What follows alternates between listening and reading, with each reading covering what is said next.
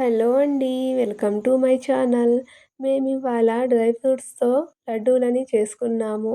చాలా అంటే చాలా సింపుల్‌గా మనమే చేసుకోవచ్చు.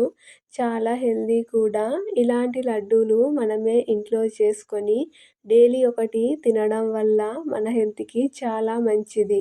ఇందులో మనమైతే స్వీట్‌నెస్ కోసం బెల్లం కానీ, షుగర్ కానీ వాడకుండా ఓన్లీ డ్రై ఫ్రూట్స్‌తోనే లడ్డూలని చేసుకుంటాము. చాలా టేస్టీగా ఉంటాయి. ఈ లడ్డూలను ఎలా చేసుకోవాలో కంప్లీట్ వీడియో మన ఛానల్‌లో ఫుల్ వీడియో ఉంది.